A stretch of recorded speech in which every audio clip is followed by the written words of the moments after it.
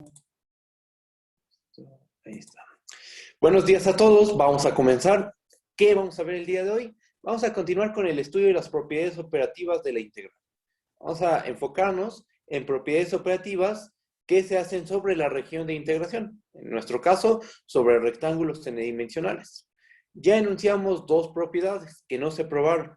Dijimos que una de ellas la vamos a probar y la otra, por la complejidad de la prueba, que es, bueno, no tanto la complejidad, más bien lo talachuda que es, esa propiedad la vamos a omitir. ¿Ah? Después vamos a ver un poquito del signo de la integral, bajo qué condiciones el signo de la integral es positivo, estrictamente, y un ejercicio del libro de Javier Páez. Un ejercicio del libro de Javier Páez, que nos dice que si la función es cero casi en todas partes, ¿qué significaría casi en todas partes? Que es cero en todo el interior del rectángulo, salvo en la frontera. Entonces la función es Darboux integrable y su integral vale cero. Vemos esas cuatro cosas y se acaba la clase. ¿Ok? Bueno, pues vamos a empezar. ¿Ok? Vamos a recordar el último teorema que vimos en la clase de ayer. Bueno, ¿qué decía? Es la propiedad 1, ¿no? Propiedad 1, ¿qué decía? Bueno, vamos a considerar un rectángulo n-dimensional A1, B1, cruz A2, B2, cruz puntos suspensivos, cruz AN, BN, un rectángulo n-dimensional. Vamos a tomar una función f, definir un rectángulo R, en el rectángulo R subconjunto de Rn, en R, una función que es Darboux integrable sobre el rectángulo R. Vamos a tomar un rectángulo R', subconjunto de R, también un rectángulo n-dimensional, y lo que dice el teorema, la propiedad 1, es que si a f tú la restringes a ese rectangulito chiquito, la función sigue siendo Darboux integrable sobre ese nuevo rectángulo pequeño, sobre el R'. ¿Okay? ¿Esa propiedad la probamos? Sí. Se probó la clase pasada, fue la última propiedad que probamos y la vamos a ocupar para la siguiente prueba. ¿Okay? Entonces, ¿qué es lo que dice la propiedad 1? Que si eres Darboux integrable en un rectángulo grande, debes de ser Darboux integrable en cada subrectangulito que se queda contenido en el rectángulo grande. ¿Ok? Eso es lo que dice la propiedad 1. ¿Hay dudas? ¿Todo bien? Cualquier duda, díganme, por favor, ¿va? Voy a bajar. Aquí está su prueba. Ya la hicimos.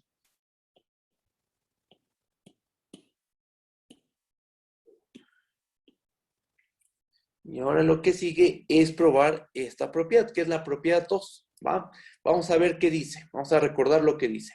Vamos a tomar un rectángulo n-dimensional A1, B1, cruz A2, B2, hasta cruz AN, BN. Un rectángulo n-dimensional. Sea f una función que va del rectángulo n-dimensional R, subconjunto de R en R, acotada. Vamos a fijarnos en el iésimo intervalo factor.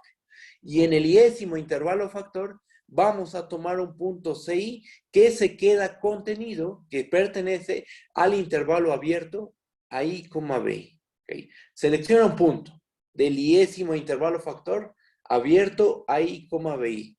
Vamos a definir dos rectángulos. Definimos el rectángulo R1 igual al intervalo, al rectángulo n-dimensional A1, B1, cruz, puntos suspensivos, cruz AI menos 1, BI menos 1, y después sigue cruz AI, CI, después cruz, puntos suspensivos, cruz AN, BN.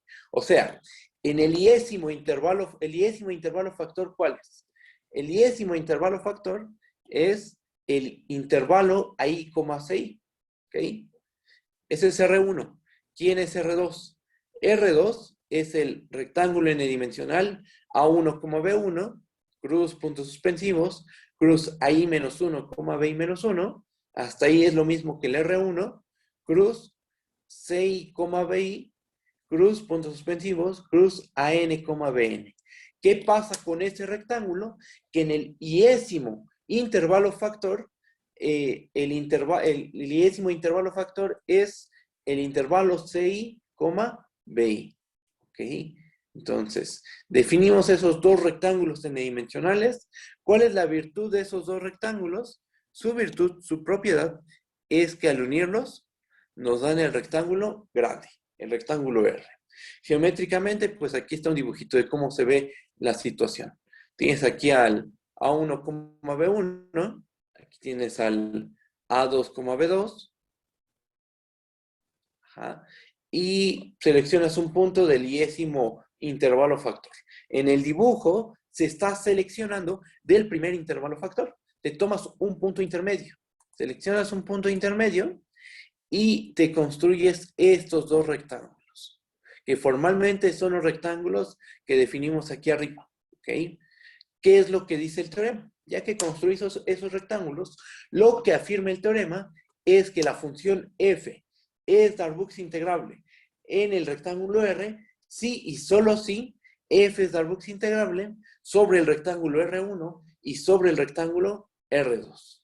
O sea, la integrabilidad sobre el rectángulo grande es equivalente a la integrabilidad sobre los rectángulos chiquitos. Debe ser integrable en los dos rectángulos chiquitos. ¿Va? Y además, tenemos una fórmula que nos da el teorema o la propiedad. Nos dice que la integral de f sobre el rectángulo R es igual a la integral de f sobre el rectángulo R1 más la integral de f sobre el rectángulo R2. ¿Okay? Esto es lo que dice la propiedad 2. Ya la habíamos leído la clase pasada. El detalle es que no la hemos probado. Entonces, lo que tenemos que hacer es su demostración. Si está bien, hay dudas, todo bien. Cualquier duda, díganme, por favor. Entonces, ¿qué es lo que dice el teorema? Tienes un rectángulo grande, tienes una función acotada, definen un rectángulo R, lo divides en dos partes, y para que la f sea Darboux integrable en el rectángulo grande, debe de ser integrable en cada uno de los dos subrectángulos. Y es un sí y solo sí. Y además, tenemos una fórmula para calcular la integral sobre el rectángulo grande. La integral de la función f sobre el rectángulo grande es igual a la integral de f sobre el rectángulo R1 más la integral de f sobre el rectángulo R2. Eso es lo que dice el teorema. ¿Ok? Así que lo que sigue es hacer la demostración. Vamos a hacer la prueba. Bajo. Aquí está la demostración. Permítanme tantito. Ahí está. Vamos a hacer la demostración. Bueno, ¿qué vamos a suponer primero? Vamos a empezar suponiendo, hay una implicación muy sencilla, que es la que vamos a hacer ahorita. Vamos a empezar suponiendo que la f es Darboux integrable sobre el rectángulo R, que es el rectángulo más grandote. ¿Ok? Nosotros, por la propiedad anterior, por la propiedad 1, ¿qué sabemos? La propiedad 1, que es la que probamos al final de la clase la clase pasada, nos dice que si f es Darboux integrable en un rectángulo R, debe de ser Darboux integrable en cada subrectángulo. ¿Ok? Entonces, ¿qué tenemos? Vamos a leer. Por la propiedad anterior, tenemos que f es Darboux integrable sobre R1 y f es Darboux integrable sobre R2. ¿Por qué? Porque tanto R1 como R2 se quedan contenidos en el rectángulo R. O sea, R1 y R2 son subrectángulos del rectángulo R. Y como la F es Darboux integrable sobre el rectángulo R, debe de ser Darboux integrable sobre cada uno de esos dos subrectángulos. ¿Okay? Eso consecuencia de la propiedad 1, que recordamos al principio de esta clase. Si está bien, hay dudas, no hemos probado la fórmula. La fórmula en ratito la vamos a probar. Ahorita probamos que si f es Darboux integrable en el rectángulo R, f es Darboux integrable en el rectángulo R1 y Darboux integrable en el rectángulo R2. Hasta ahí vamos ahorita. ¿Va? Bueno. Pasamos esta es la ida. Ahora vamos a ver el regreso.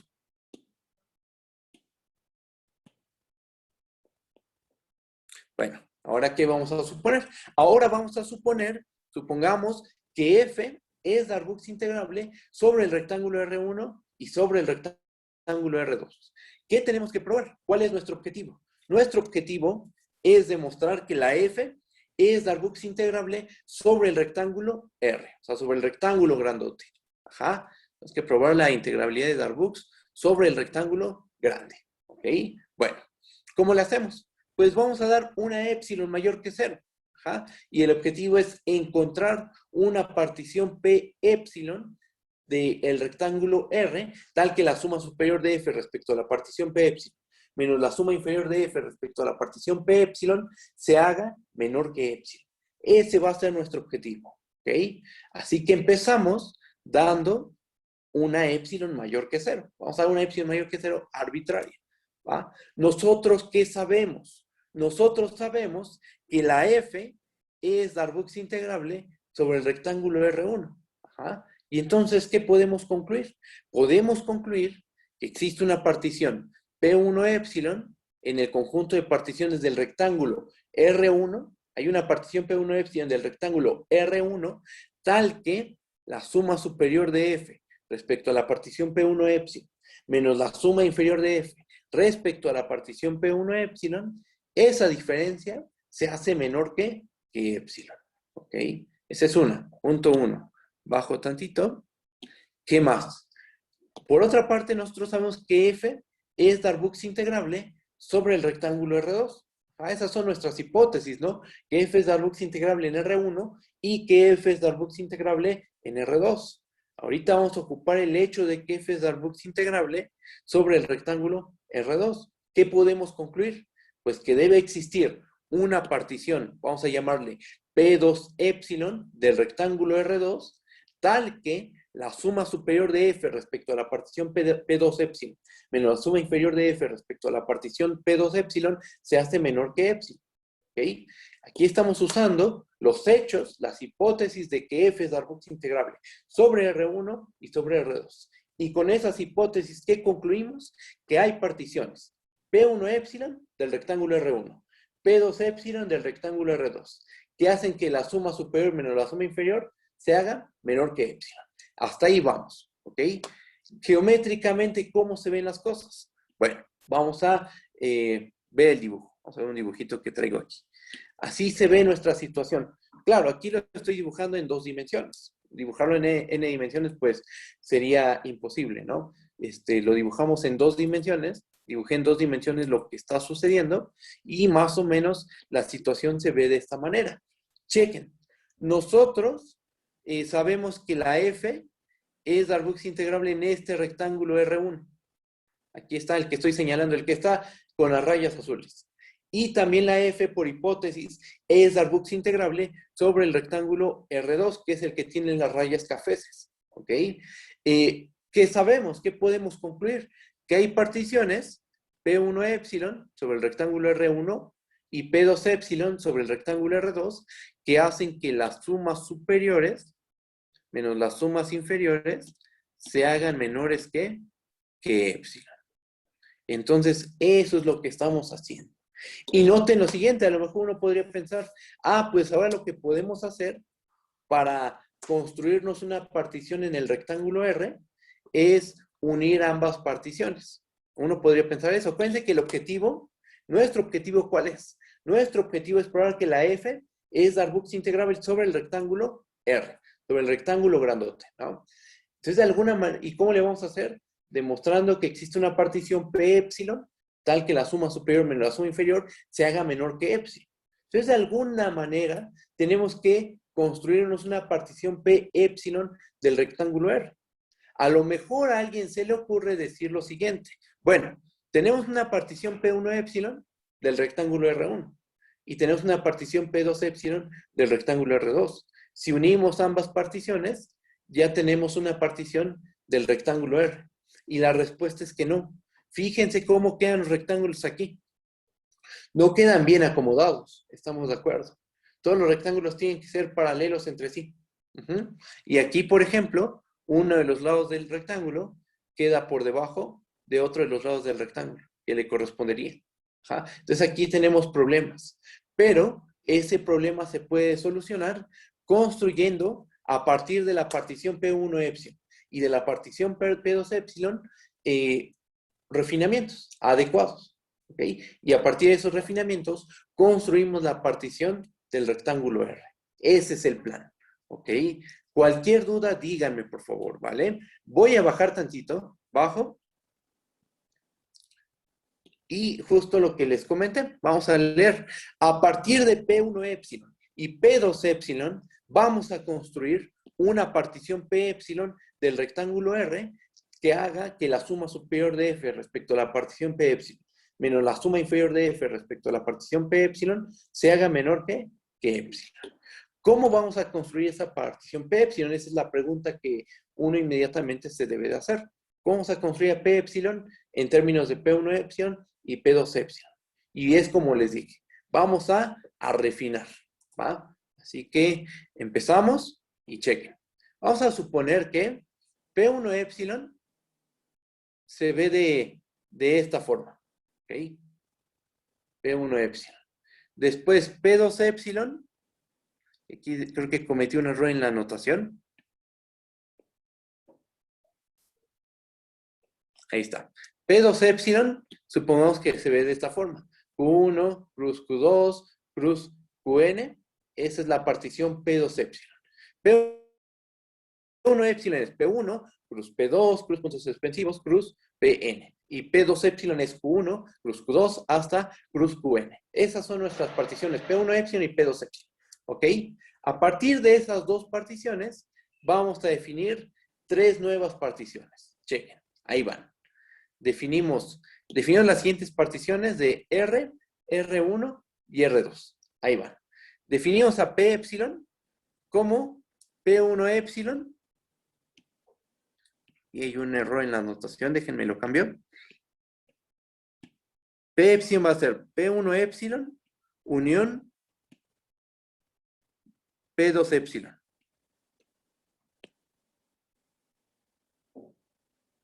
Después va a ser... Ah, no, perdón. No, aquí me estoy equivocando. Perdón. P1, unión Q1. Ahí está, ya quedó. Definimos a P epsilon, ¿de qué forma? Definimos como P1 unión Q1.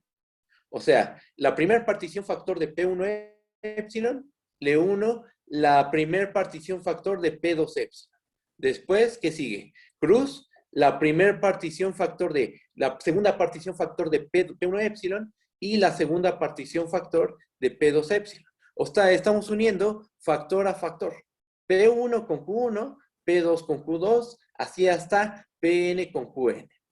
Hacemos eso y definimos a P epsilon como de esta manera, como el producto cartesiano de esas uniones. Esa cosa, ese producto cartesiano, es una partición del rectángulo R. ¿Okay? Definimos esa.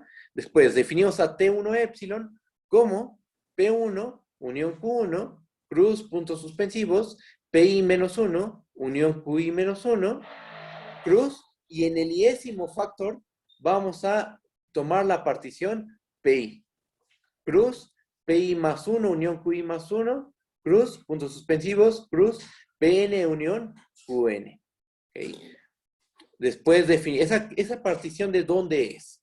Esa partición, la T1 epsilon, ¿de quién es? Es una partición del rectángulo R1.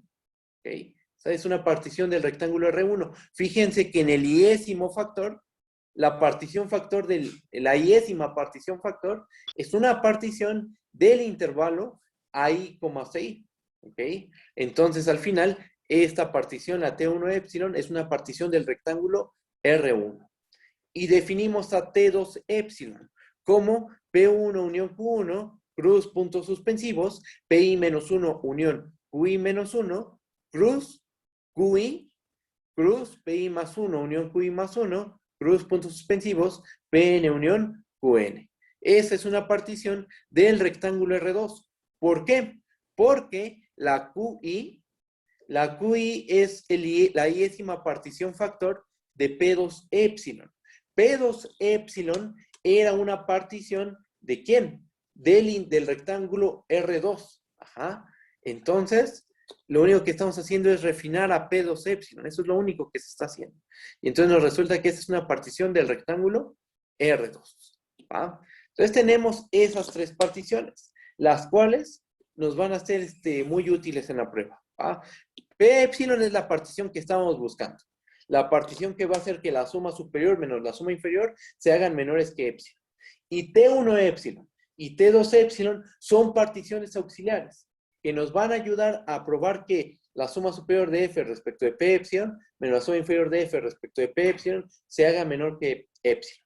T1 epsilon y T2 epsilon son particiones auxiliares. ¿Va? Bajo. ¿Y cómo se ve la situación? Chequen. La situación se ve de la siguiente manera. Aquí tenemos a P1 epsilon, que es la partición que genera los subrectángulos de color azul. ¿Ah? Acá tenemos a P2 epsilon, que es la partición que genera los rectángulos de color café. Cada una de esas particiones son de P1 epsilon es una partición del rectángulo R1 y P2 epsilon es una partición del rectángulo R2. ¿Qué es lo que hicimos geométricamente cuando construimos a T1 epsilon y T2 epsilon? Lo que hicimos fue estas líneas que no correspondían no estaban paralelas, pues las prolongamos. Prolongamos estas líneas, las líneas azules, las líneas cafés que no se correspondían con líneas azules, y eso nos generó nuevos subrectángulos. Por lo tanto, nos generó un refinamiento tanto de P1 epsilon como de la partición P2 epsilon. Ajá. Entonces, a la hora de, cuando unimos factor a factor, lo que estamos haciendo geométricamente es estas líneas, las azules, que no se corresponden con líneas cafés, las prolongamos. Las líneas caféses, que no se corresponden con líneas azules, las prolongamos. En el caso de que se correspondan, como en esta parte que estoy señalando, pues no se hace nada. O sea, si esta línea café está a la misma altura que esta línea azul, pues ahí no se hacía nada. Pero cuando no se correspondía este segmento de línea azul con un segmento de línea café, entonces lo que estamos haciendo geométricamente es prolongar. Y si se dan cuenta, se generan más subrectángulos. Ajá. Se generan más subrectángulos y por lo tanto tenemos para una partición más fina, que es la T1 epsilon y es la T2 epsilon. Y otra cosa más que se ve en el dibujo, que al unir los subrectángulos inducidos por la partición T1 epsilon y al unir los rectángulos inducidos por la partición T2 epsilon, obtenemos todos los subrectángulos inducidos por la partición P epsilon. ¿Ok? Bueno, bajo y hacemos las afirmaciones de manera formal. Bajo. Profesor, Mande, ¿qué pasó? ¿cree que podría volver a explicar otra vez las últimas dos particiones? Ok, mira, sí, vamos a... Por La favor. T1 epsilon y T2 epsilon. Sí, esas dos, por favor. Ok, miren, chequen. Nosotros teníamos dos particiones, la P1 epsilon y la P2 epsilon. Esas dos particiones, ¿cómo nos las imaginamos? De esta forma. Las denotamos así, como P1 cruz P2 hasta cruz Pn. Y la P2 epsilon como Q1 cruz Q2 hasta cruz Qn, ¿no? Esas particiones, ¿qué virtudes tenían? P1 epsilon es una partición del rectángulo R1. P2 epsilon es una partición del rectángulo R2. Okay.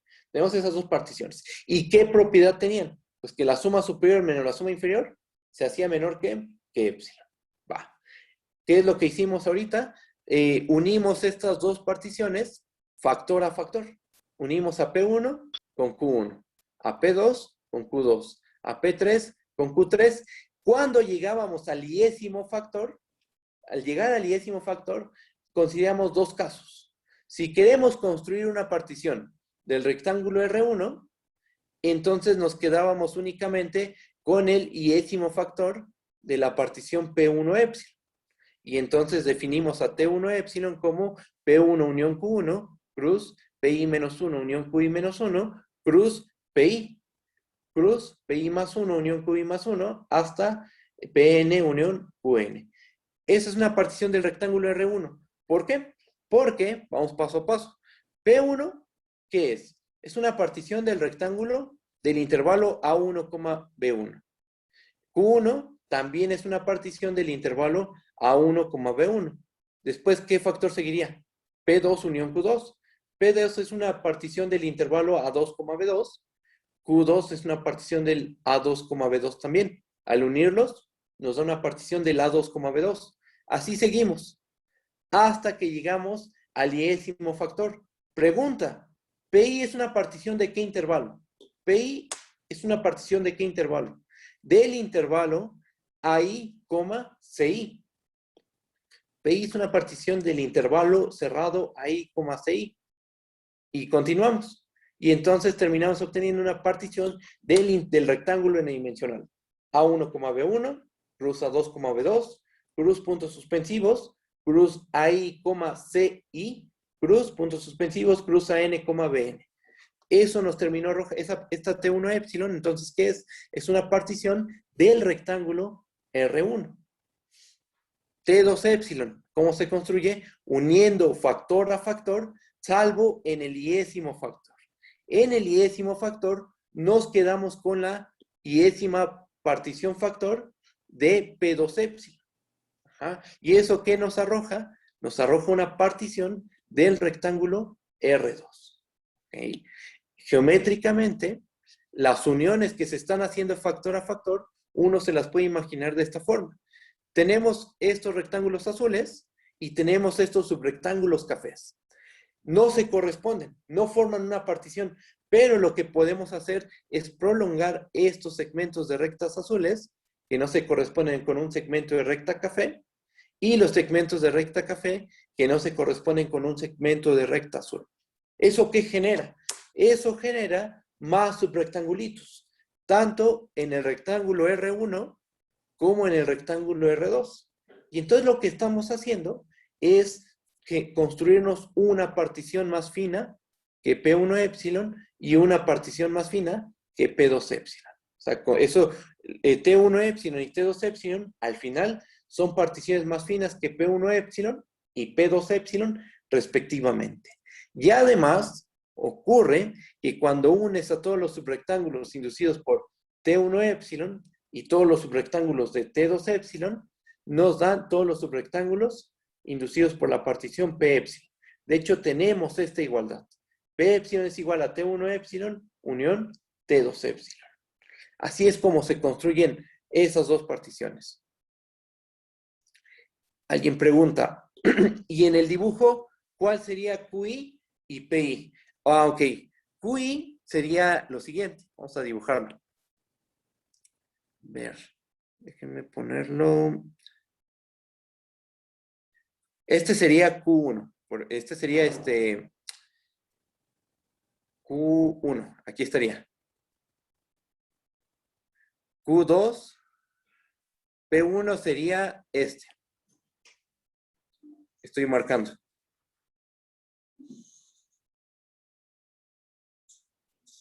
Que son las primeras particiones factor. ¿Estamos de acuerdo? Aquí está Q1, aquí está P1. P1 es una partición del A1,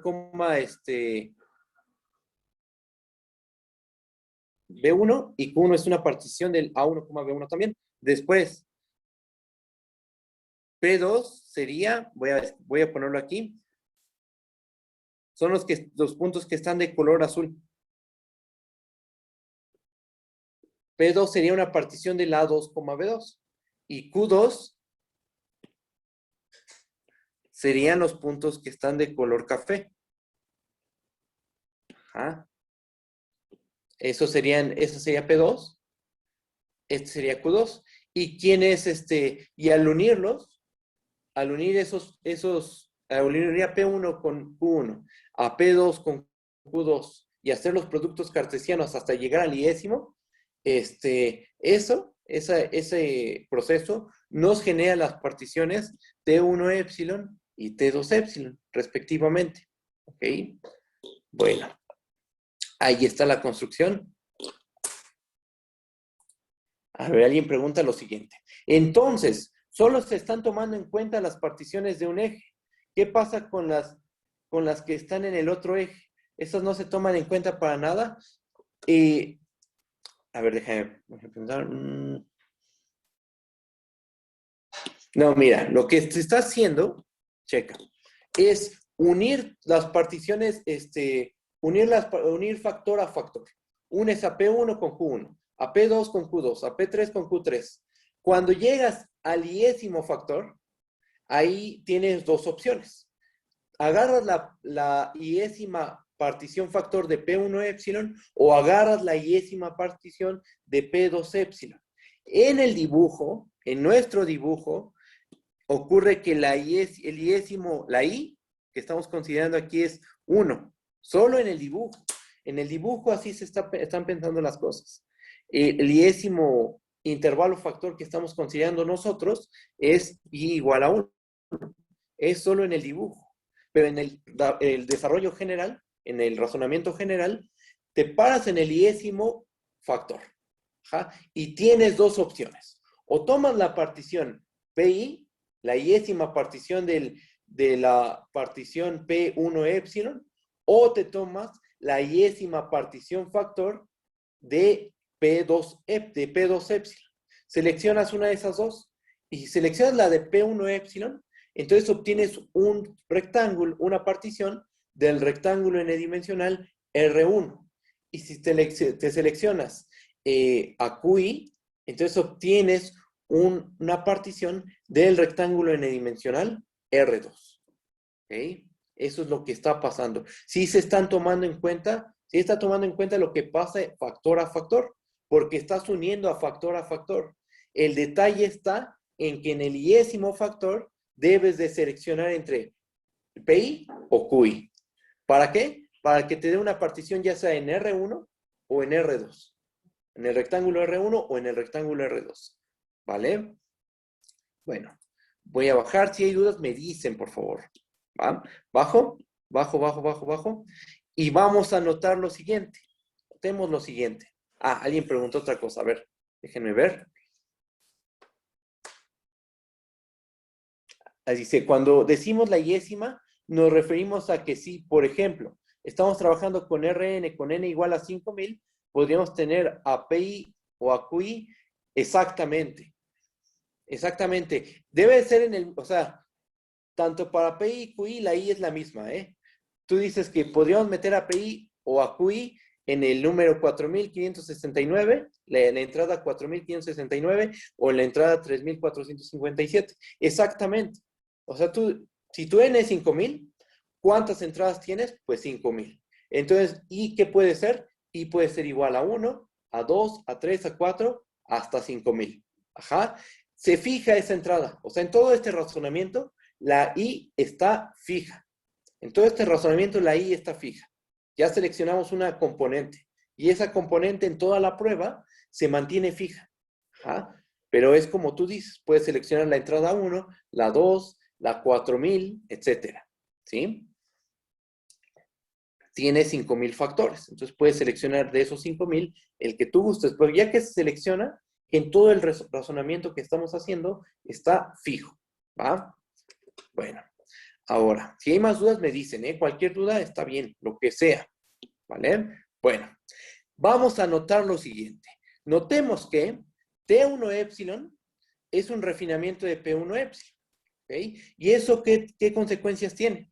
Las consecuencias es que la suma superior de F respecto a la partición T1 épsilon menos la suma inferior de F respecto a la partición T1 épsilon es menor o igual a la suma superior de F respecto a la partición P1 épsilon menos la suma inferior de F respecto a la partición P1 épsilon, y esto se hace menor. ¿Esto cómo se hacía? Por hipótesis. La P1 épsilon se tomó de tal forma que la suma superior menos la suma inferior sea menor que épsilon. ¿Ok? Entonces, lo primero que hay que notar es que T1 épsilon es un refinamiento de P1 épsilon. T2 épsilon, ahora, T2 épsilon es un refinamiento también de P2 épsilon. Ajá. ¿Y qué consecuencias tiene? Pues que al hacer la suma superior menos la suma inferior de F respecto de T2 épsilon, eso es menor o igual a la suma superior menos la suma inferior de F respecto de P2 épsilon. Acuérdense que cuando tú refinas, la suma superior menos la suma inferior se pegan cada vez más y más entre sí. T2 épsilon es un refinamiento de P2 épsilon. Entonces, esta diferencia debe ser más pequeña que esta diferencia que estoy señalando. Pero esta, la de P2 épsilon, sabemos que se hace menor que épsilon. ¿Ok? Y última observación. P épsilon es una partición del rectángulo R. ¿Okay? Por la manera en que se construyó, es una partición del rectángulo R. Y el conjunto de subrectángulos inducidos por P épsilon, el conjunto de todos los subrectángulos inducidos por P épsilon, es igual al conjunto de subrectángulos inducidos por T1 épsilon, unión el conjunto de subrectángulos inducidos por T2 épsilon. ¿Okay? Entonces tenemos todas esas propiedades. T1 épsilon, T2 épsilon y P épsilon satisfacen esas propiedades. ¿Vale? ¿Qué podemos hacer con todo eso? Ah, pues miren, la suma superior de f respecto a la partición p epsilon, por esta última observación, se puede ver como la suma superior de f respecto de t1 epsilon más la suma superior de f respecto de t2 epsilon. Esa es una. Dos, la suma inferior de f respecto de p epsilon se puede ver como la suma inferior de f respecto de t1 epsilon más la suma inferior de f respecto de t2 epsilon. ¿Eso por qué? Porque todos los subrectángulos de p epsilon es igual a la unión de todos los subrectángulos de t1 epsilon con todos los subrectángulos de t2 epsilon. Entonces, nuestra suma, la suma superior y la suma inferior, se puede dividir de esta forma. Suma primero sobre todos los subrectángulos inducidos por t1 epsilon y después sobre todos los subrectángulos inducidos por t2 epsilon. Y esto da origen a estas dos sumas superiores, que al sumarlas nos dan la suma superior de f respecto de p epsilon. Y lo mismo pasa con las sumas inferiores. Suma, primero, haz las sumas inferiores de todos los subrectángulos inducidos por t1 epsilon. Y después las sumas inferiores de todos los subrectángulos inducidos por t2 epsilon. Sumas esas dos sumas inferiores y te da la suma inferior de f respecto de p epsilon. Después, ¿qué tenemos? Bueno, con todas estas observaciones podemos concluir lo siguiente. Chequen.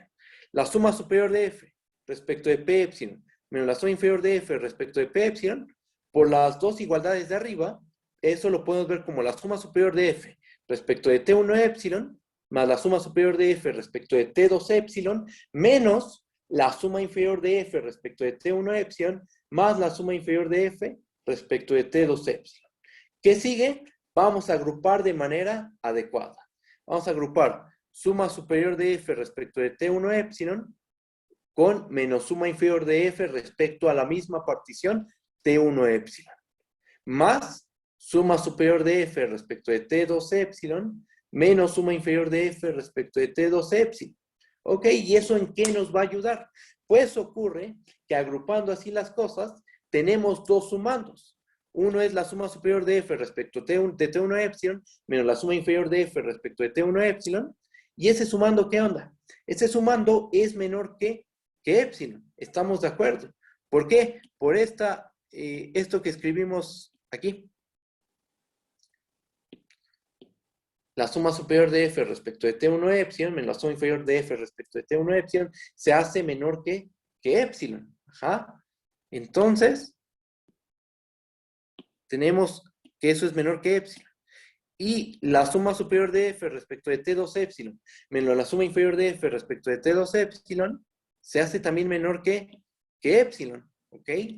Entonces, ¿qué tenemos? Tenemos que la suma superior de f respecto de p epsilon menos la suma inferior de f respecto de p epsilon, esa diferencia se hizo menor estricto que 2 epsilon.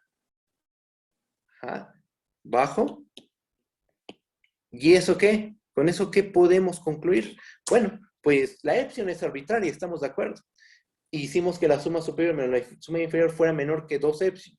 La epsilon fue cualquier número positivo. Bueno, de ahí, ¿qué se concluye? Por nuestras caracterizaciones de las funciones Darboux integrable, podemos concluir que la función f es Darboux integrable sobre el rectángulo grandote, sobre el rectángulo R. Y se acaba la prueba. Ahí se termina la prueba. Si está bien, hay dudas, todo bien. Vamos a hacer un pequeño resumen de lo que se hizo. Voy a subir tantito.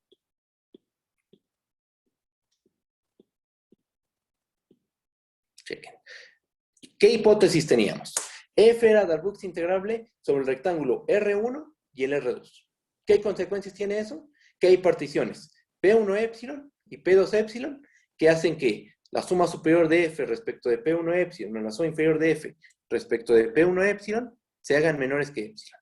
Y la suma superior de F respecto de P2 epsilon menos la suma inferior de F respecto de P2 epsilon se hacía menor que epsilon. Y, ok, construíamos esas dos particiones.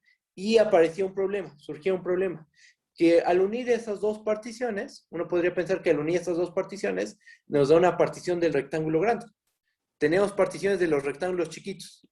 Y a lo mejor alguien piensa que al unir esas dos particiones nos da una partición de todo el rectángulo grande. Y la respuesta es que no. Simplemente hay que ver el dibujo y la situación en la que nos podemos encontrar, ¿no? Que las líneas azules no se corresponden con líneas cafés. Y si no se corresponden, no podemos, eso no nos da una partición. ¿Qué es lo que hicimos? Refinar. Refinamos a P1 epsilon y refinamos a P2 epsilon. ¿De qué forma? Bajo. Supusimos que P1 epsilon tiene componentes P1 cruz P2 hasta Pn y P2 epsilon tiene componentes Q1 cruz Q2 hasta Qn, y a partir de esas dos particiones nos construimos refinamientos de P1 epsilon y P2 epsilon. ¿Cómo? Uniendo factor a factor.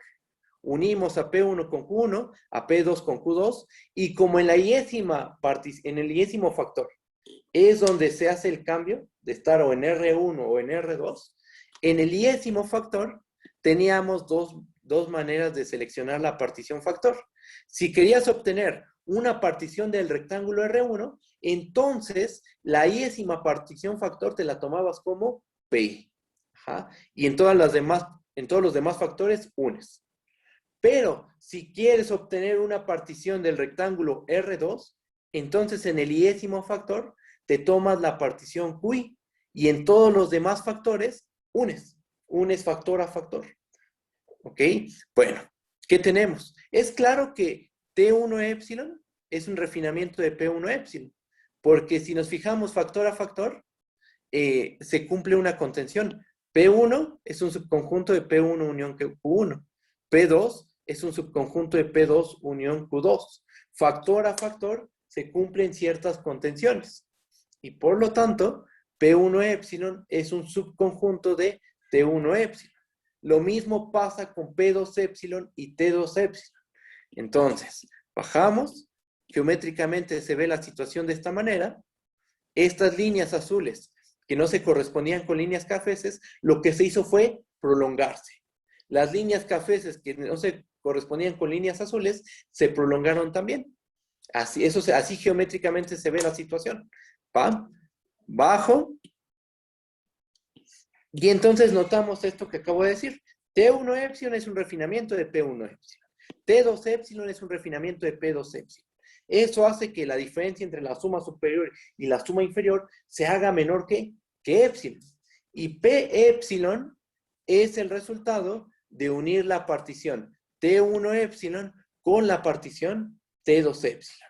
Y por lo tanto, las sumas superiores se puede calcular como la suma de dos sumas superiores.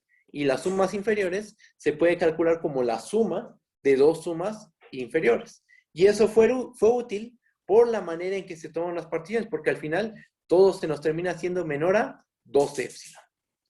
Y como la epsilon fue arbitraria, pues, ¿qué terminamos concluyendo? Pues que para toda epsilon mayor que 0, encontramos una partición P epsilon del rectángulo grandote, del rectángulo R, que hace que la suma superior menos la suma inferior se haga menor que epsilon. ¿Eso qué? Eso nos garantiza que la F es Darboux integrable sobre el rectángulo R. ¿Va? Y se acaba la prueba. A ver, déjenme ver el chat. En principio, alguien nos dice lo siguiente. En principio, definimos a T1 epsilon y T2 epsilon para poderlas hacer que lo de las sumas sean, cotas de las particiones P1 epsilon. Exactamente. T1 epsilon la construimos de tal forma que refine a P1 epsilon. T2 epsilon se construyó de tal forma que refine a P2 epsilon. Y otra cosa más, T1 epsilon y T2 epsilon se construyeron de tal forma que al unirlas, T1 epsilon es una partición del rectángulo R1 y T2 epsilon es una partición del rectángulo R2. Las construimos de tal forma que al unirlas, sí nos dé una partición del rectángulo R. Así las construimos, de tal forma que al unir esas dos particiones, nos den una partición del rectángulo grandote. Entonces, hicimos truquitos algebraicos para llegar a construir esas dos particiones y que al unirlas, nos dé una partición del rectángulo R. ¿Ok? Profe, entonces la ida era trivial, ¿verdad? Sí, la ida es trivial. Voy a subir, vamos a ver rapidísimo la ida. La ida es trivial consecuencia de la propiedad 1. de la clase pasada, la que recordamos al principio de la clase. Ajá. La propiedad 1 que decía que si una función es Darboux integrable en un rectángulo R, debe ser Darboux integrable en cada subrectángulo. Ajá. Entonces, si tenemos que f es Darboux integrable en el rectángulo R, como R1 y R2 son subconjuntos de R, consecuencia de la propiedad 1, podemos decir que f es Darboux integrable, tanto en R1 como en el rectángulo R2. Y la ida fue trivial, ¿va? Bueno, lo que no fue trivial fue el regreso, ¿ok? Bajamos. Y nos falta algo, ¿no? Hay algo que nos falta. Todavía nos falta probar la fórmula. Ahorita ya probamos que si f es Darboux integrable en el rectángulo R, f es Darboux integrable en el rectángulo R, sí y solo sí, f es Darboux integrable sobre R1 y sobre R2. Eso ya lo probamos. Falta ver que la fórmula se cumple, ¿ok? Entonces, eso es lo que vamos a hacer. Pero antes déjenme checar el chat. Igualmente, alguien dice lo siguiente. Igualmente, en las primeras desigualdades se podría poner menor a epsilon medios para que al sumar las dos dé igual a epsilon, ¿no? ¿No? Sí, exactamente. Si queremos, voy a subir tantito. Si uno es muy estricto en la prueba y quiere que al final le dé epsilon y no 2 epsilon, entonces lo que uno puede hacer es llegar a esta parte, en esta parte de la demostración, déjenme llegar a esa, aquí. Llegamos a esta parte de la prueba y en vez de poner epsilon, ponemos epsilon medios. Lo podemos hacer, estamos de acuerdo, porque la f es Darboux integrable tanto en R1 como R2. Entonces yo el número positivo lo puedo tomar como epsilon medios. Eso es válido. Si queda 2 epsilon, no hay problema, la prueba sigue siendo formal. Y si nos queda epsilon, pues también está bien. Queda un poquito más elegante la prueba porque termina quedando el epsilon que buscábamos, pero bueno, es un detalle ahí. Pero sí, lo que dices es correcto. ¿Va? ¿Alguna otra duda? ¿Todo bien? La prueba también es difícil, ¿no? Esto que acabamos de hacer es complicado, pero bueno, ahí está ya lo hicimos. ¿Va? Bajamos. ¿Qué es lo que sigue? ¿Qué es lo que nos falta ver? Nos falta ver que la integral de f sobre el rectángulo R más la integral de f sobre el rectángulo R1 más la integral de f sobre el rectángulo R es igual a la integral de f sobre el rectángulo R1 más la integral de f sobre el rectángulo R2. ¿Okay? ¿Cómo le vamos a hacer?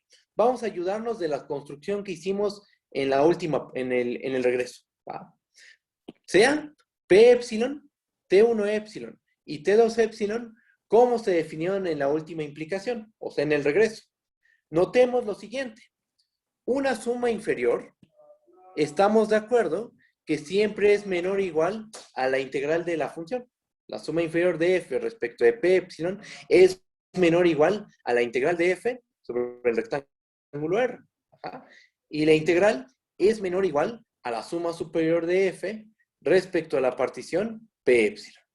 A estas dos desigualdades vamos a llamarles asterisco. ¿Qué más tenemos? ¿Qué más tenemos? La suma inferior de f respecto a la partición T1 epsilon es menor o igual a la integral de f sobre el rectángulo R1 y es menor o igual a la suma superior de f respecto a la partición T1. Y la suma inferior de f respecto a la partición T2 epsilon es menor o igual a la integral de f sobre el rectángulo R2 y eso es menor o igual a la suma superior de f respecto a la partición T2 epsilon. Eso siempre pasa, ¿no? La suma inferior queda por debajo de la integral y la suma superior queda por encima de la integral. ¿Ah? Entonces, lo único que estamos haciendo notar es eso. ¿Va? Ahora, las últimas dos desigualdades, estas dos, súmalas. Vamos a sumar estas dos desigualdades. ¿Qué nos termina quedando? De esas dos desigualdades nos termina quedando que la suma inferior de f respecto de T1 epsilon más la suma inferior de f respecto de T2 epsilon, esa suma es menor o igual a la integral de f sobre el rectángulo R1 más la integral de f sobre el rectángulo R2, y esa suma de integrales es menor o igual a la suma superior de f respecto de T1 epsilon más la suma superior de f respecto a la partición T2 epsilon. Y a esta cadena de desigualdades vamos a llamarle gato. Bajo un poquito.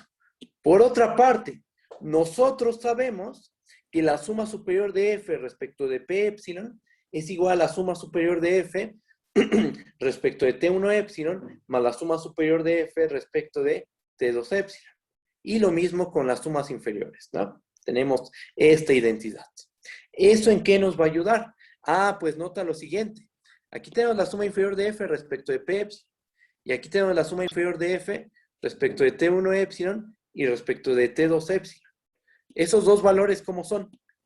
Por la observación que acabamos de hacer, son iguales. La suma superior de f respecto de P2 epsilon, de P epsilon y la suma superior de f respecto de T1 epsilon más la suma superior de f respecto de T2 epsilon también son iguales. Ajá. Entonces podemos sustituir. ¿Ok? Y no, y aparte, ¿qué se queda en medio? La integral de f sobre el rectángulo R y la integral de f sobre el rectángulo R1 más la integral de f sobre el rectángulo R2. Entonces, ¿qué tenemos? Bajo, juntemos asterisco y gato. ¿Qué se tiene? Que la suma inferior de f respecto a de p epsilon queda por debajo de los siguientes dos valores.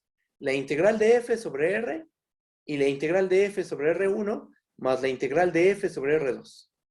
Y esos dos valores quedan por debajo de la suma superior de f respecto de p epsilon. ¿Ok? Bajo. Y en este punto de la prueba, nosotros no sabemos que estos dos valores sean iguales. La integral de f sobre R y la integral de f sobre R1 más la integral de f sobre R2. Todavía no sabemos que son iguales. Lo único que sabemos es que esos dos valores se quedan entre la suma inferior de f respecto de p epsilon y la suma superior de f respecto de p2 epsilon. Si les ponemos nombres, si a la suma inferior le llamamos a la integral de f sobre R le llamamos b, a la integral de f sobre R1 y más la integral de f sobre R2 le llamamos c, y a la suma superior de f respecto de p epsilon le llamamos d, pues tenemos estas dos posibilidades que se indican en el dibujo. Primero tenemos a, después a b, a c y después a d. Ahí estaríamos considerando el caso en que b es menor o igual que c. Y el otro caso es que primero esté a, después c, después b y después d.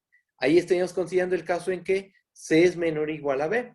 En realidad, c va a ser igual a b, ¿no? En realidad, la integral de f sobre r va a ser igual a la integral de f sobre R1 más la integral de f sobre R2, pero todavía no lo sabemos. Entonces, estos son los casos que tenemos. Ajá. Pero sea cual sea el caso, sea cual sea la situación que tú te imagines, siempre se da esta desigualdad. Siempre tenemos que el valor absoluto de c menos b es menor o igual a d menos a. Sustituyendo, ¿qué tenemos? Que el valor absoluto de la integral de f sobre el rectángulo R menos, abro un paréntesis, la integral de f sobre R1 más la integral sobre R2, cerramos el paréntesis, es menor a la suma superior de f respecto a la partición p epsilon menos la suma inferior de f respecto a la partición p epsilon. ¿Y esto cómo se hizo en la prueba? Se hizo menor que 2 epsilon, ¿estamos de acuerdo? Entonces, ¿qué tenemos? Voy a bajar tantito. Nos fijamos en lo amarillo, en lo que está de color amarillo, ¿y qué es lo que tenemos? Que el valor absoluto de la integral de f sobre r menos, abro paréntesis, la integral de f sobre R1 más la integral de f sobre R2, cerramos el paréntesis, es menor que 2 epsilon. ¿Y eso qué? ¿Eso en qué nos ayuda? Nuestro objetivo es probar que la integral de f sobre r es igual a la integral de f sobre R1 más la integral de f sobre R2. ¿Ajá? Y aquí estamos viendo que esto es menor que 2 epsilon. Pues eso es más que suficiente, porque por cálculo 1, nosotros sabemos que si A es un número real, tal que para toda epsilon mayor que 0, el valor absoluto de ese número es menor que epsilon, entonces ese número A tiene que ser igual a 0. Y eso es lo que acabamos de probar. Tomamos nuestro número, integral de f sobre r, menos integral de f sobre R1 más integral de f sobre R2. En valor absoluto vimos que es menor que epsilon, y como epsilon fue arbitrario, podemos, ¿qué es lo que se concluye? Pues que estos dos números tienen que ser forzosamente iguales. Alguien pregunta, ¿por qué hay una coma en la desigualdad? Una coma en la desigualdad. mm, aquí arriba. Esta comita, ¿no? Porque no sabemos quién es más grande y quién es más chico. O sea, no sabemos si la integral de f sobre r es más pequeña que la integral de f sobre r1 más la integral de f sobre r2, o sea, la desigualdad contraria. Lo único que sabemos es que estos dos números quedan entre la suma inferior y entre la suma superior. ¿Ja? O sea, en esta parte de la prueba, justo en esta parte de la prueba, no sabemos que la integral de f sobre r es igual a la integral de f sobre r1 más la integral de f sobre r2. Eso es justo lo que queremos probar. Entonces no sabemos cómo se compara. Lo único que sabemos es que quedan entre la suma inferior y la suma superior. Es lo único que se sabe. Por eso es que se le pone una comita. Va. ¿No? ¿De qué? Bajamos y ahí está la prueba. La integral de f sobre r es igual a la integral de f sobre r1 más la integral de f sobre r2. ¿Vale? ¿Y se acabó? Ahí está la prueba. Ya está hecha. Sí, está bien. Hay dudas. Es una prueba complicada. Es un hecho. Pero bueno, se tiene que hacer. ¿Va? Bajo. Y este resultado, el que probamos, la propiedad 2, se puede generalizar de una manera se puede hacer un enunciado muy, muy general. Vamos a recordarlo, ya lo leímos la clase pasada, vamos a recordarlo ahorita. Su prueba no la vamos a hacer porque, como les dije, es demasiado pesada. Si esta fue difícil, esta es muchísimo más complicada. Hay muchísimo más notación aquí, ¿va? Alguien dice, alguien dijo lo siguiente. Ahorita entiendo la caracterización 1 de la integral con S sub menos S inf menor a epsilon. Hacemos colapsar las sumas, se hacen 0, por lo que S sub es igual a S inf, ¿no? Efectivamente, justamente lo que dijiste. Esa caracterización lo que está diciendo es que las sumas superiores y las inferiores se pueden pegar tanto como queramos. Y como se pegan tanto como uno quiere, el supremo del conjunto de sumas inferiores termina coincidiendo con el ínfimo del conjunto de sumas superiores. Sí, efectivamente. Ahora, vamos a ver la generalización. ¿Qué es lo que dice? Propiedad 3.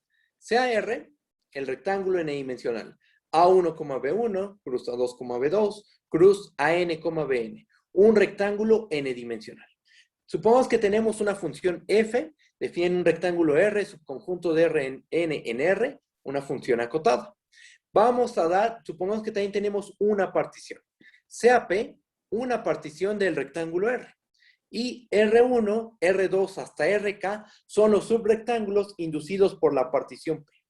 Entonces, ¿qué dice el teorema? El teorema dice que F es Darboux integrable sobre el rectángulo R, que es el rectángulo grandote, si y solo si F es Darboux integrable sobre cada uno de los subrectángulos inducidos por la partición. Además, la siguiente igualdad es válida. La integral de f sobre el rectángulo R es igual a la suma desde i igual a 1 hasta acá de la integral de f sobre el rectángulo RI. Esta igualdad termina siendo verdadera. Su prueba es difícil, es un ejercicio del Spivak. No es que sea imposible, pero sí es muy, muy, muy pesadita la notación. Bastante pesada. Si fue pesada la notación del teorema pasado, la de esta es mucho más complicada, ¿va? Geométricamente, pues, ¿cómo se ven las cosas? Aquí tenemos a nuestro rectángulo R, el grandote. Lo dividimos ya no solo en dos subrectángulos, como en la propiedad pasada. Aquí está dividido en K subrectángulos. Lo que dice el teorema es que si la F, que para que la F sea integrable sobre el rectángulo R, debe ser integrable sobre cada subrectangulito. Y que el regreso es válido. Si la F es integrable sobre cada subrectangulito, entonces la F es integrable sobre el rectángulo grandote. Y tenemos una fórmula. La integral de F sobre R es igual a la suma desde i igual a 1 hasta acá de la integral de F sobre el rectángulo RI. Esta prueba no la vamos a hacer. Como les dije, es pesada, bastante talachuda y no obtendremos nada nuevo. Desde mi punto de vista no se obtiene nada nuevo. De la prueba pasada, sí obtuvimos algo nuevo. Cómo construirte a partir de dos particiones de rectángulos distintos, una partición para el rectángulo grandote Y el truco fue refinar. Ajá. En esta no, no se adquiere mucho conocimiento. Por inducción, yo no la haría por inducción. Es más pesada por inducción. Sí se puede hacer por inducción, pero hay detalles ahí a la hora de hacer la inducción matemática. Por ejemplo, mmm, inducción sobre quién harías la inducción. Eso es lo primero que te tienes que cuestionar. Sobre el número de rectángulos, por ejemplo, hay problemitas, ahí hay que tener cuidado. No puedes tener, por ejemplo, no podrías tener una partición que tenga 3 subrectángulos inducidos por la partición. O sea, no hay una partición que te genere 3 subrectángulos. ¿Es una generalización del anterior? Sí, eso sí, es una generalización del anterior. Inducción, lo que decía de inducción es que es más pesado. Sí se puede hacer por inducción, pero es más fácil hacerlo de manera directa. Usar, pues, una notación un poquito más compleja, porque ahora ya no solo tenemos 2 subrectángulos, tenemos un total de K subrectángulos. Ajá. Entonces ahí hay que tener cuidado a la hora de hacer la construcción, que es más o menos lo que hicimos nosotros en la propiedad pasada, pero de una forma un poco más general. Es una generalización del anterior, ¿sí? A ver. Alguien dice, ¿aún así podemos ya dar por hecho esa propiedad aunque no la hayamos probado? Sí. Si, por ejemplo, en el examen tienes que ocupar esta propiedad, esta que no se probó, la puedes ocupar, no hay ningún problema. ¿Va? Bueno, ahí está. Bajamos. Y se acaban las propiedades operativas de la integral respecto a la región de integración. Si se dan cuenta, estas últimas 3 propiedades hablaban de qué pasa si hacíamos cositas en la región donde se integra. Si tienes un rectángulo R y tomas un subrectángulo y la f es integrable sobre el grandote, el rectángulo grandote, entonces f es Darboux integrable sobre el rectángulo chiquito. Si f es Darboux integrable sobre un rectángulo R, f es Darboux integrable sobre cada uno de los subrectángulos inducidos por la partición. Son propiedades operativas de la integral sobre la región de integración. Ahora vamos a fijarnos un poco más en el signo de la integral. ¿Cómo podemos obligar a que la integral sea positiva? ¿Va? Es justo lo que dice la propiedad 4. Vamos a leerla. Vamos a ver qué dice.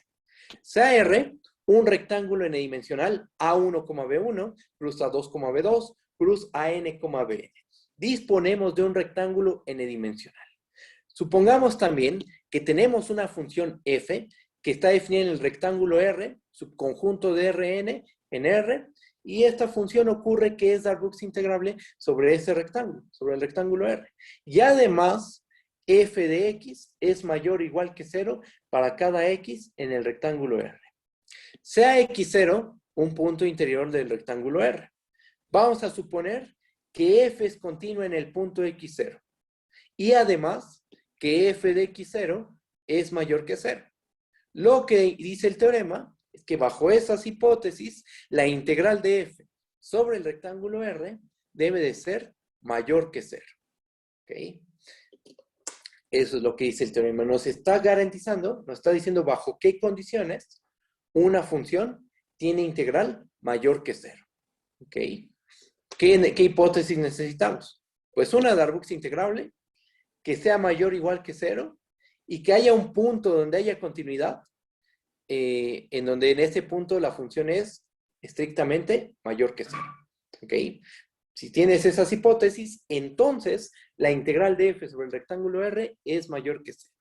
Gráficamente, ¿cómo se ve la situación? Pues estamos en esta situación. Tenemos a nuestra f, tenemos que en el punto x0 hay continuidad y la función es positiva y ese punto está dentro del rectángulo. ¿Ok? Bueno, y bajo esas condiciones vamos a tener volumen positivo. ¿Vale? Bueno, pues vamos a probar ese resultado. Recuerden las hipótesis. F Darboux integrable es mayor o igual que 0 la función. El punto x0 es punto interior. Ahí en ese punto hay continuidad. En ese punto la función es positiva estrictamente. Y entonces, ¿qué es lo que tenemos que probar con esas hipótesis? Que la integral de f sobre r es positiva. ¿Va? Bueno, pues vamos a empezar la demostración. Bajamos. ¿Y qué tenemos por hipótesis? Por hipótesis, nosotros sabemos que la f es continua en el punto x0 y que f de x0 es mayor que 0. Cálculo 3. Recordemos, una continua en un punto x0 y en ese punto la función es mayor que 0. Pues la continuidad obliga que en toda una bolita la función sea mayor o igual que una constante m. ¿Ok? Por cálculo 3, existe una m mayor que 0 y existe una r mayor que 0, tal que si x está en la bola de radio r con centro en x0, entonces f de x es mayor o igual que m para todos los puntos de esta bola. ¿Ok? La continuidad en el punto x0 y que sea positiva en ese punto obliga que en todo un entorno alrededor del punto x0 la función sea también positiva y que sea más grande que cierta constante m. Ese es un resultado que vieron en cálculo 3, ¿va? Lo estamos ocupando. ¿Qué más? Bueno, sea R' un rectángulo n-dimensional que contiene al punto x0 y que se queda contenido en la bola de radio R con centro en x0. Siempre es posible construir dentro de una bola un rectángulo n-dimensional. Eso siempre se puede hacer. Se hizo en cálculo 3. Bueno, yo creo que lo hicieron en cálculo 3. Lo estamos ocupando ahorita. Y bueno, entonces, tienes una bola y siempre dentro de esa bola puedes meter un rectángulo n-dimensional. Y también al revés. Dado un rectángulo n-dimensional, siempre dentro puedes meter una bola, ¿va? En nuestro caso tenemos la bola y dentro de la bola metemos un rectángulo R' que contenga el punto x0, ¿va? Ahora, ¿qué sabemos nosotros? Nosotros sabemos por hipótesis que la f es Darboux integrable en el rectángulo R. Vamos a escribir eso como f es Darboux integrable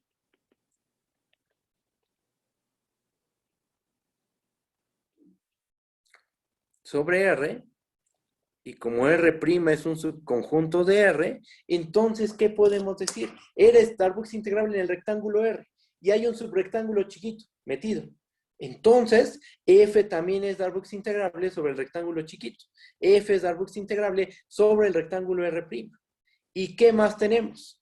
Y además, la integral de F sobre el rectángulo R' es mayor o igual a la integral de M sobre el rectángulo R'.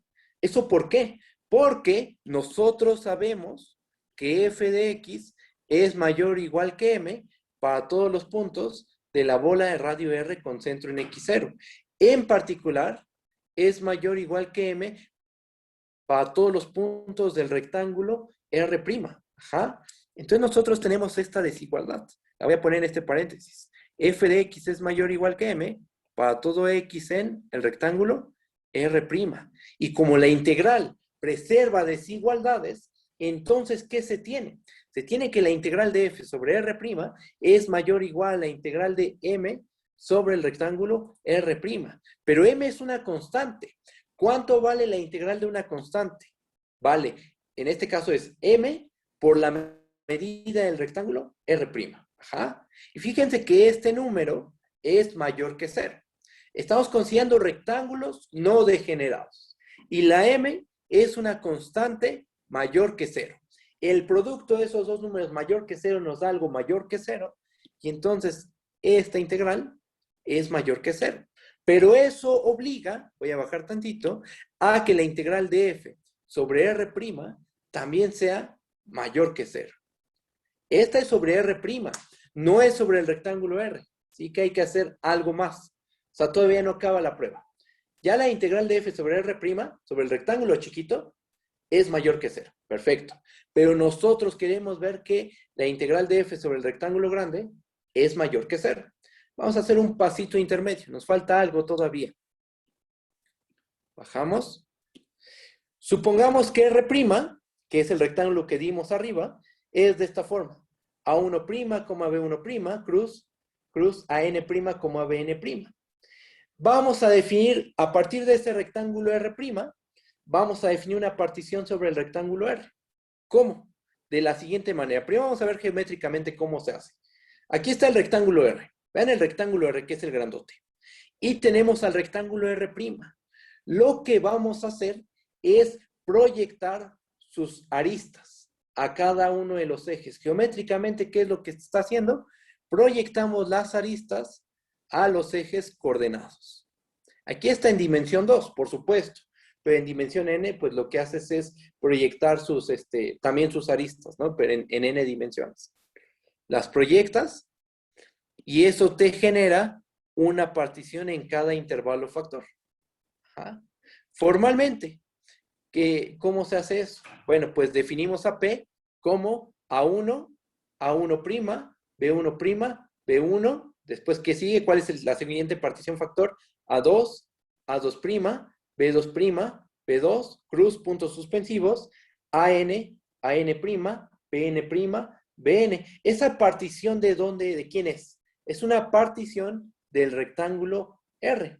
Simplemente hay que notar que la primera partición factor es una partición del intervalo A1, B1. La segunda partición factor es una partición del intervalo A2, B2. Continuamos y tenemos que la partición la enésima partición, AN, AN', BN', BN, es una partición del intervalo AN, BN. ¿Ok? Entonces, P es una partición del rectángulo R. ¿Ok? Geométricamente, ¿cómo se obtiene? De proyectar las aristas del rectángulo sobre cada uno de los ejes. Esto nos genera puntitos y esos puntitos, junto con los extremos de los intervalos, me generan una partición. ¿Va? Bajamos tantito. Y otra cosita antes de pasar. Nota que R' es un subrectángulo inducido por P. Justo por la manera en que se construye la partición P, R' es un subrectángulo inducido por P. ¿Va? ¿Sí está bien eso? Bajo tantito. Y hacemos lo siguiente. Sean R1, RK, R', los subrectángulos inducidos por la partición P. ¿Nosotros qué sabemos por hipótesis? Por hipótesis, F es Darboux integrable sobre el rectángulo R. Y por la propiedad 3, que es la que no probamos, tenemos que F es Darboux integrable en cada rectángulo RI y en el rectángulo R'.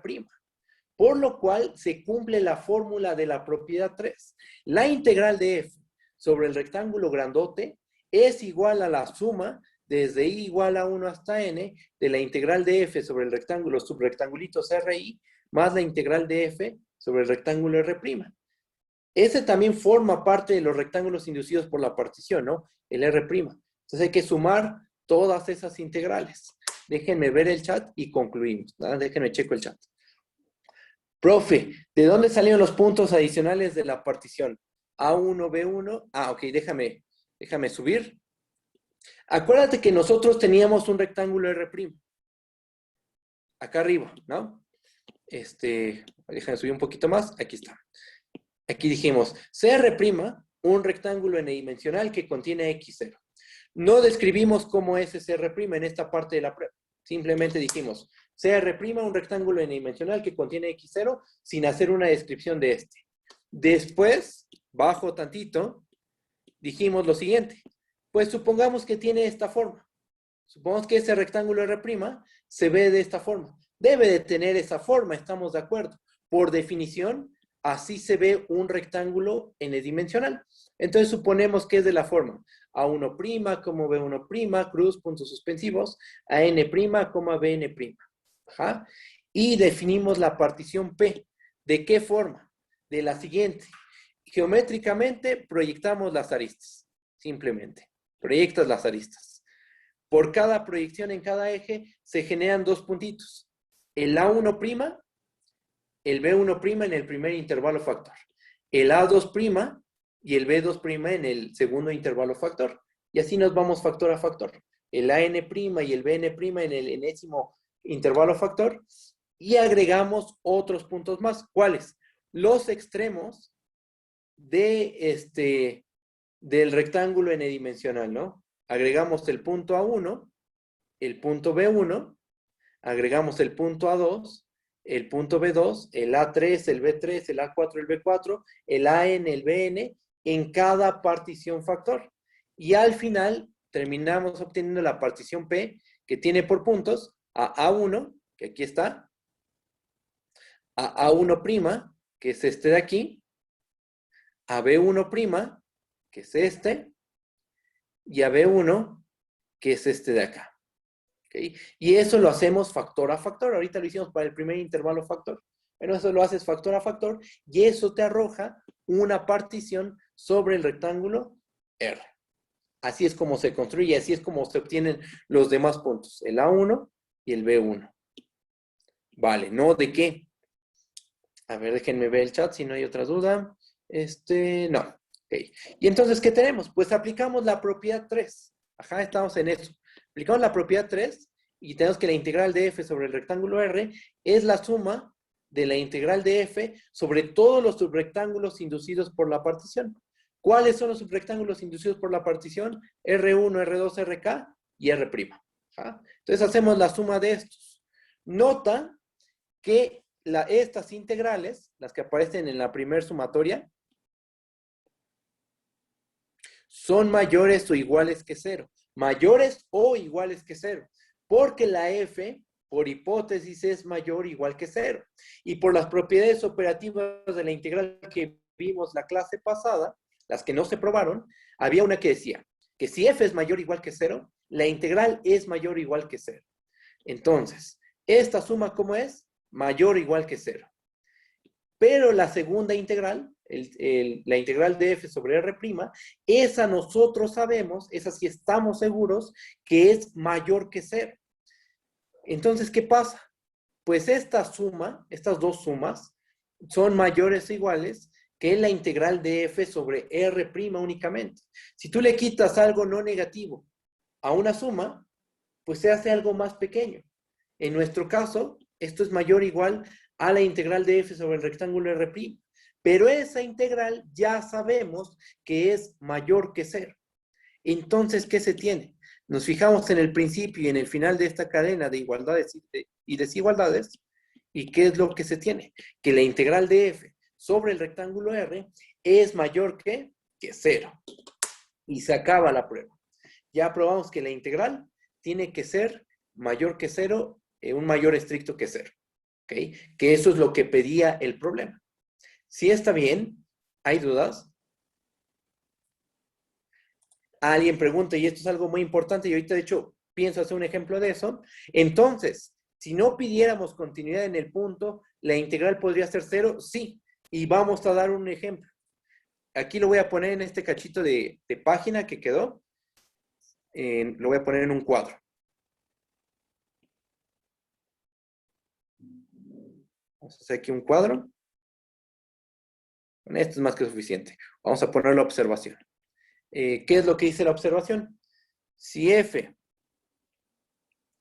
no es continuo en x0,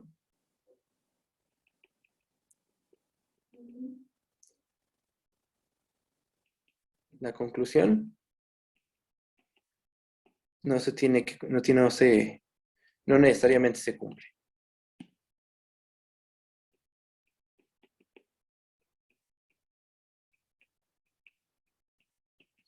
O sea, si le quitamos la continuidad en el punto x0, puede que no se cumpla el resultado. Ajá. Y el ejemplo es el siguiente. Vamos a considerar la función f de x, y, que sea igual a 1, si x, y es igual a el 0,0. Y que valga 0 en todos los puntos distintos del 0,0. Vamos a pensar que la f está definida en el cuadrado unitario.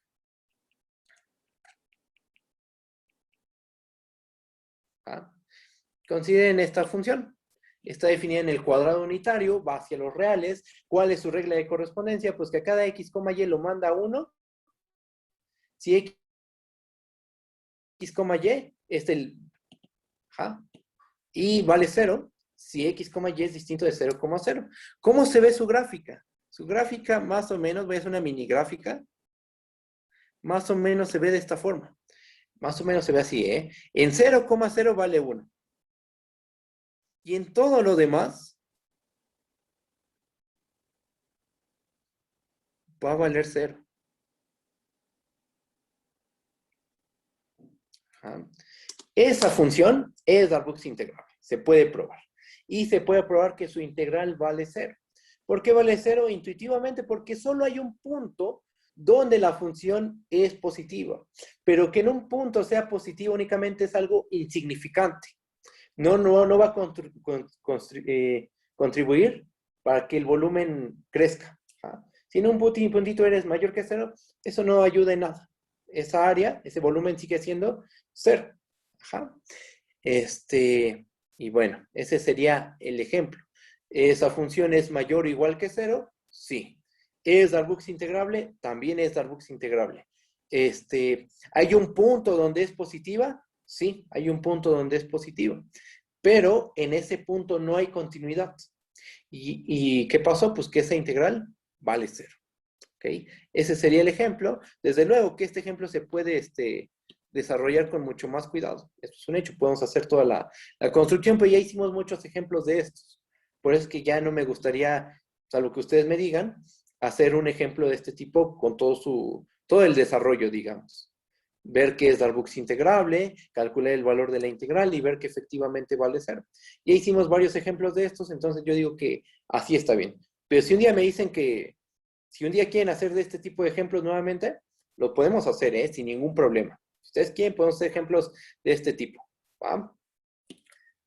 Entonces, la continuidad es fundamental. ¿Vale? Bajo. Y bueno, ya vimos cómo hacer que el signo sea positivo, ¿no? Tienes una función Darboux integrable que es mayor o igual que 0.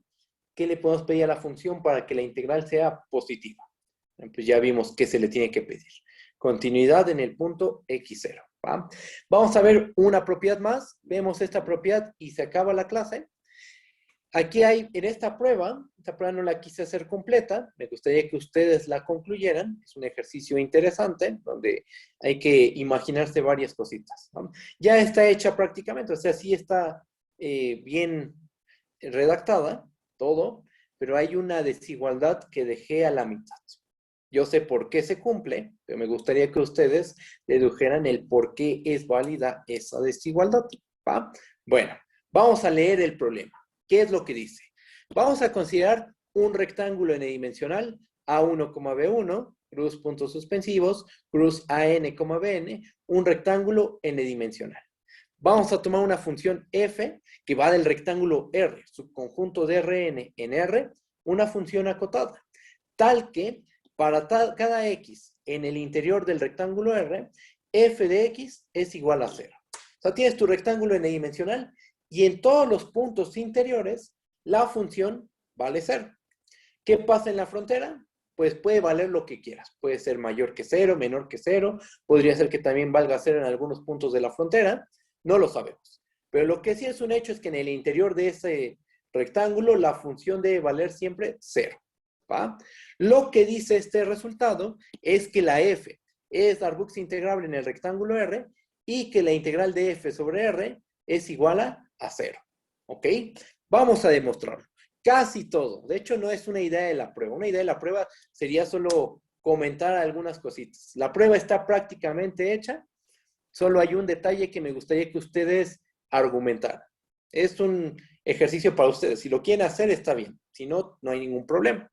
Bueno, ¿cómo se hace? La prueba se va a dividir en 3 casos. Primer caso. Vamos a suponer que f de x es mayor o igual que 0 para cada x del rectángulo R. Vamos a suponer que la función es mayor o igual que 0 en cada punto del rectángulo. Eso sí, la función vale 0 en los puntos del interior.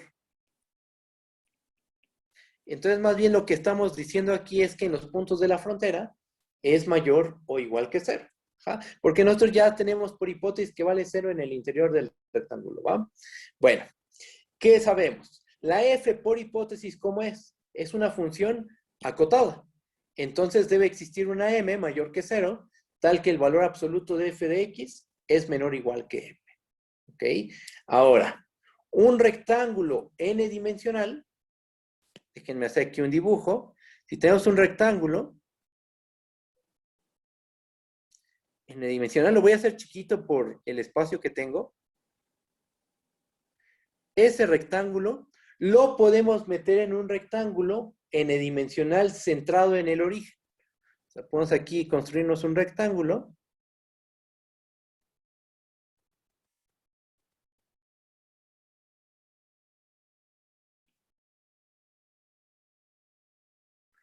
Que esté centrado en el origen. Aquí creo que me falló. Déjenme le quito una.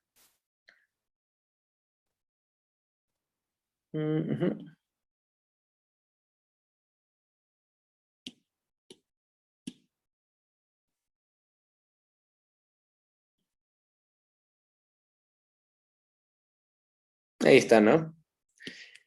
Dado un rectángulo R, podemos construirnos un rectángulo n-dimensional que esté centrado en el origen, que contenga nuestro rectángulo R. Entonces aquí tomamos sea R mayor que 0, tal que para cada i igual a 1 hasta n, bi menos ai sea menor o igual a r. ¿Eso qué consecuencia tiene? Que el producto desde i igual a 1 hasta n de bi menos ai sea menor o igual a r a la n. Estas cosas me gustaría que las justificaran ustedes. Aquí, esto es válido, efectivamente, pero más bien me gustaría que ustedes interpretaran geométricamente todo esto, ¿no? Ahora, vamos a construirnos la partición PK. PK está definida de la siguiente forma. Va a ser la partición donde la primera partición factor es A1, A1 más 1 entre K, B1 menos 1 entre K, B1. Esa es la primera partición factor.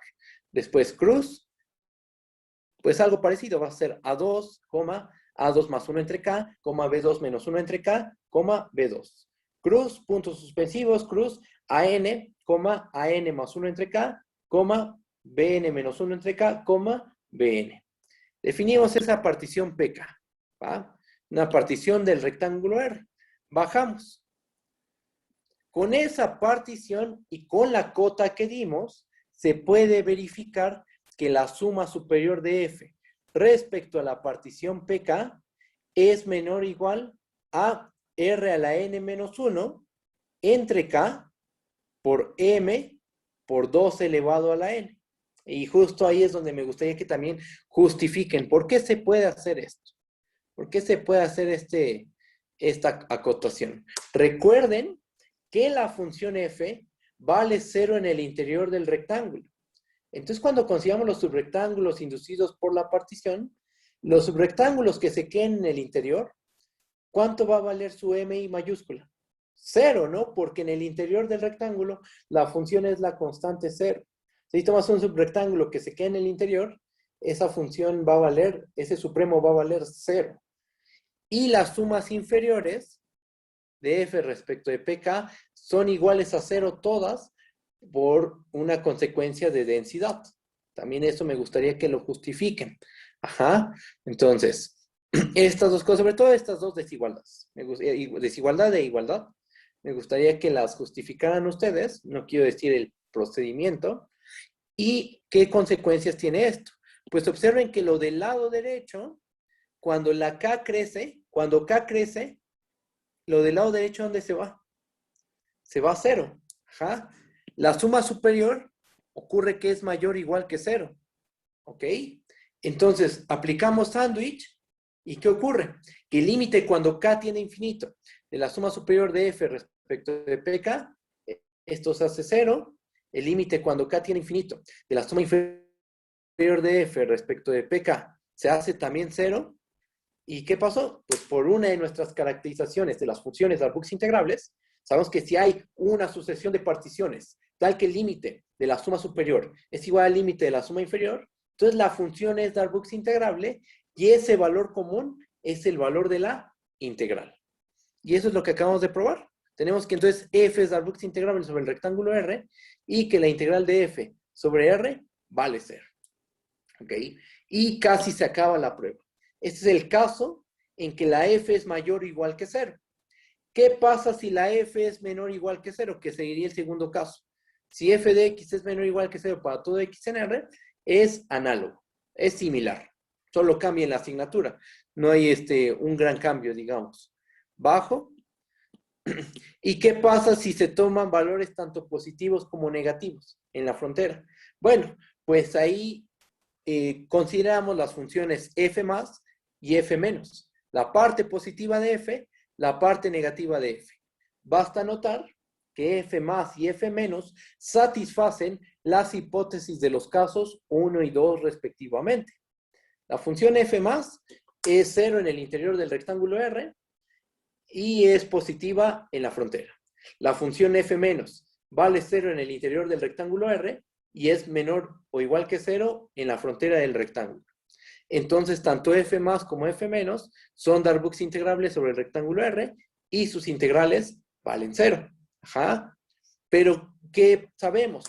Por la parte operativa de la integral, la última propiedad, si no me equivoco, que enunciamos la clase pasada, si f más y f menos son Darboux integrables, entonces f debe ser Darboux integrable y su integral es la integral de la suma de f más con f menos.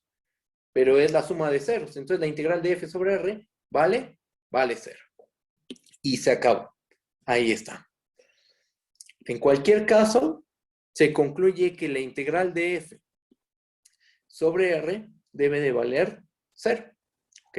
Suponiendo que la función vale 0 en el interior del rectángulo R. ¿Va? Esta prueba está a la mitad, por decirlo de alguna manera, y me gustaría que ustedes justifiquen esos pasitos intermedios, con interpretaciones geométricas, con argumentos formales, y ya, ¿va? Eso me gustaría que hicieran.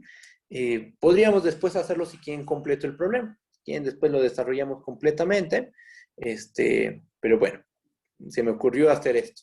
Dejar una prueba con pedacitos a la mitad, partes que están sin argumentar, y que ustedes lo hagan. Es si quieren, o sea, no es a fuerza de este problema, a lo mejor ya te lo sabes. Entonces no es necesario que vuelvas a repetir la prueba. Pero si no te lo sabes y tienes tiempo, pues estaría bien que intentaras a completar la prueba, ¿vale? Y bueno, con todo esto, acabamos toda la parte operativa de la integral. Esto es todo lo que vamos a ver de la parte operativa de la integral. ¿Va? ¿Qué es lo que sigue? Voy a bajar tantito. Creo que ya les conté lo que sigue, pero aún así lo voy a hacer ahorita. Voy a volverlo a contar. ¿Qué vamos a hacer la próxima semana? La próxima semana está enfocada a estudiar los conjuntos Jordan medibles. ¿Cómo se define un conjunto Jordan medible? Ejemplos de conjuntos tanto Jordan medibles como conjuntos que no son Jordan medibles. Propiedades operativas de los Jordan medibles. Caracterizaciones de los Jordan medibles. Ajá. Introducí el concepto de medida de Jordan cero y contenido cero, que de principio no son iguales. Una cosa es el contenido cero y otra es la medida de Jordan cero. Después se prueba que son equivalentes. Ajá.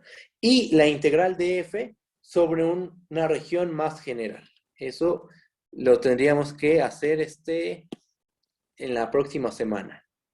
Alguien pregunta, ¿tiene que ver con algo, tiene que ver con los bloques de Jordan? No, los bloques de Jordan son de álgebra lineal, generalizan al procedimiento de diagonalizar.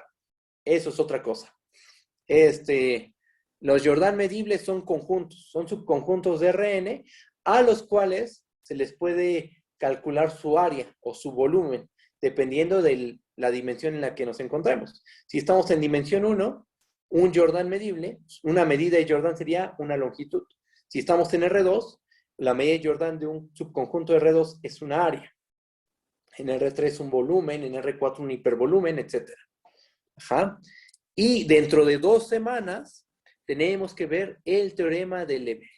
El teorema de Lebesgue es una caracterización de las funciones Darboux integrables que está en términos de las discontinuidades de la función y en términos de un concepto que se le conoce como medida cero, medida de Lebesgue cero.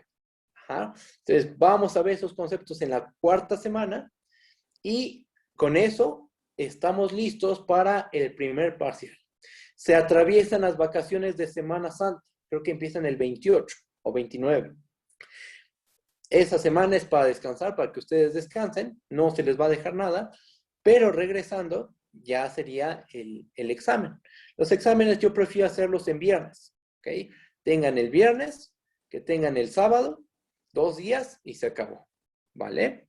Entonces, así van a estar las cosas, ¿va? Por si quieren ir avanzando, por si quieren estudiar estos temas, pues ya aquí están. ¿Dónde los pueden leer?